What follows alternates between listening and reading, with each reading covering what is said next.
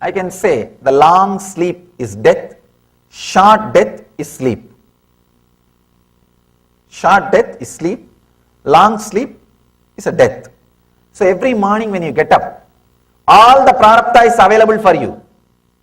You can do anything, you can exchange.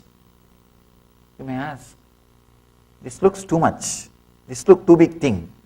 It is, please understand, it is. Because of your continuous habit, you bring the same set of samskara. If you decide to change from today, you can change. From today, if you decide to change, every day morning, first thought, if you strongly create some new thought, you want to be a different person, you will suddenly see that kind of memory, that kind of prarabdha, that kind of energy, that kind of samskaras, you will start expressing. You will start radiating. You will start living. And he says, of course, it is true. I myself have experienced this truth in my own life. Early morning, when you get up, if you decide, I want to play golf. If you have a strong thought, I want to play football, I want to play cricket, you will see, you bring that kind of body setup, that kind of prarabdha. That prarabdha designs your body. That prarabdha designs your body. He says, any thought which you strongly, intensely put inside becomes your bio-memory. And you will fall asleep with that. Next day morning when you get up, that kind of prarabdha you will pick up and come out and live. Try. If you want to try this. Ramanujam, the great mathematician, he says, when I come out in the early morning, I have all the answers for all the problems. All the answers for all the problems. Paramahansa Yogananda talks about this. He beautifully describes how to use the power of dream, or how to use the Hiranyagarbha, every night's sleep. If you intensely think anything, any of your action, anything maybe you are doing, just to fill that thought will become your prarabdha, and any movement you do for that will become yoga. Understand? Anything you do with intensity becomes yoga and brings health. When I understood this sutra, then I understood if I can carry the intensity, I should be healthy. Then all my movements can become yoga. Can become yoga. So, beautifully, Patanjali describes in this one sutra, all you need is abhyasa vairagyaha. In the next sutras, he expresses, he defines more deeply abhyasa in one sutra and vairagya in one sutra. With intensity, whatever you do is yoga, and all the obstructions are removed. Whether you are practicing karma yoga, jnana yoga, bhakti yoga, or whatever yoga may be, whatever yoga you may be practicing, all you need is intensity. All you need is intensity. I can say that is the connecting thread. Otherwise, just see our Hindu tradition, the Vedic tradition. If some master says, do this, the other master will be waiting to say, don't do that. Actually, the difference between two traditions of Hinduism is lot more than difference between two religions. At least in some points, two religions may agree. But the difference between two traditions of Hinduism, forget about two traditions, two masters are enough. There is some Sanskrit saying, proverb, if two masters say the same thing, please be clear, someone is fake. Then how come each one is saying one thing, but everybody is able to lead you to enlightenment? How come? Start thinking, start questioning. It is because of this intensity. It is because of this intensity. I can say intensity is the ultimate sutra, ultimate truth. Abhyasa vairagyabhyam. This is the ultimate sutra for the whole yoga. Whether you have problems in yama, means social etiquette, social discipline, or problems with niyama, personal discipline, or problems with asana, the physical postures, or problems with pranayama, the breathing practices, or difficulties in pratyahara, the mental setup, or difficulties in dharana, the emotional balancing, or difficulties in dhyana, the restful awareness in your inner space, or difficulty in samadhi, enlightenment itself. The one and only solution, the ultimate key is this one sutra. Abhyasa vairagyabhyam tannirodha. Abhyasa vairagyabhyam tannirodha. Relaxing from these patterns through constant and intensive practice of unclenching. Patanjali has explained in last few sutras about the 5 different modifications of the mind. Pramana, the right knowledge; viparyaya, wrong knowledge; vikalpa, imagination; and nidra, sleep; smriti, memory. The 5 modifications of the mind, Patanjali has explained. Now he is saying, by constant, intense practice, if you unclench from these 5 modifications, you will become enlightened. I can say, these 5 modifications are responsible for all your problems. So wherever you are stuck, one master key, one master solution is this one key, intensity.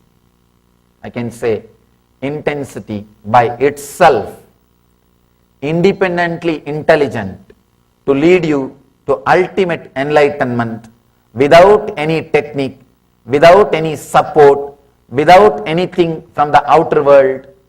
It is self-sufficient tool for the ultimate experience, kevala jnana, kaivalya jnana, living enlightenment. So, understand this one truth, internalize this one truth, try to experiment with this truth. Maybe early morning when you get up, be intense about some one idea. Try for 10 days. Just be intense about only that idea. Suddenly you will see the things related to that idea starts happening in your life.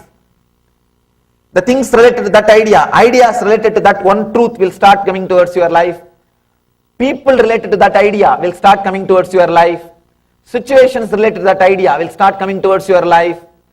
You will start attracting all the things to live that idea in your life. Material, situation, body strength, body structure, even your body structure will change according to that idea, as per that idea. Experiment with this truth. You will see power of intensity. You will see power of intensity. Any one idea, pick up and intensely internalize that idea by constant remembering. When you fall asleep, be filled with that idea and fall asleep. When you wake up early morning, be filled with that idea and wake up. You will see in 10 days, your mind gets tuned to that idea, your thinking gets tuned to that idea, you attract that kind of situations, people, everything around you. You can see in your life. Only if you are hungry, McDonald's, you will see the McDonald's tower. No, really. Only if you start seeking, suddenly you will see your house is filled with yoga journals, yoga videos. You go through this kind of websites, all these things starts happening. It feels like a new world has opened. When you feel connected, suddenly the whole thing becomes new. Your body itself, not only mind, even your body will be in tune for that one idea, for that new idea. So, internalize this one truth. Abhyasa vairagyabhyam tat nirodha.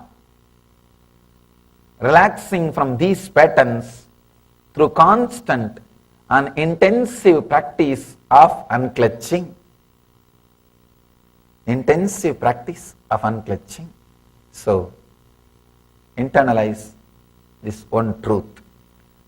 The intensity, again and again and again standing up.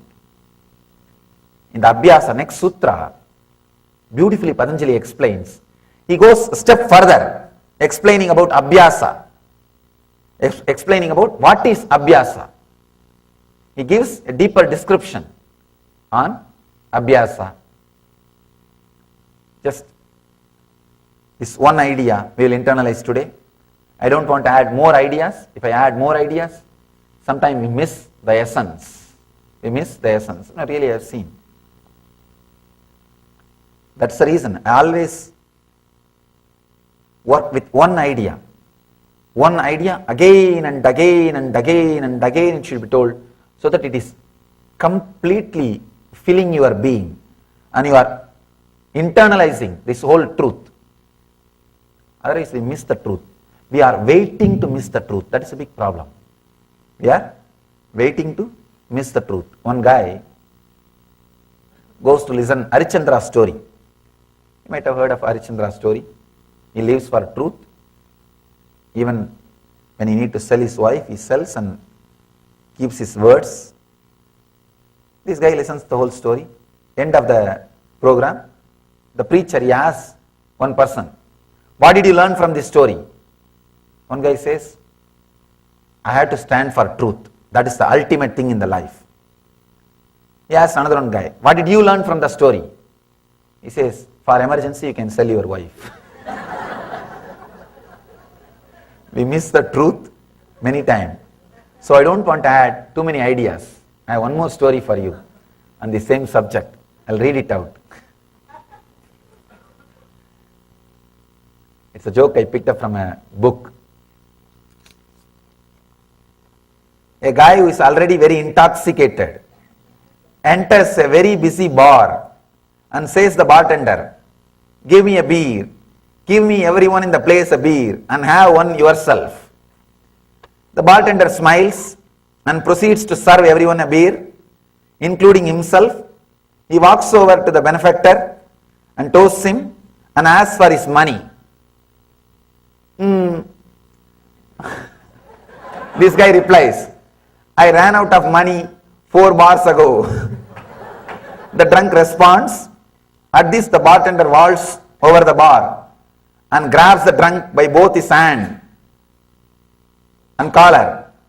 With one fluid motion, he delivers him quickly to the alley behind the bar.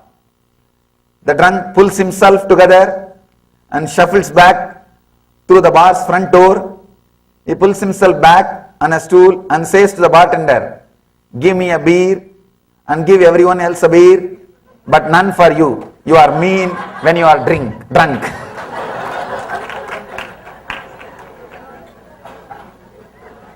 I don't want you to practice this intensity. Sometimes we miss the truth if too many things are added. So I leave you with this one truth.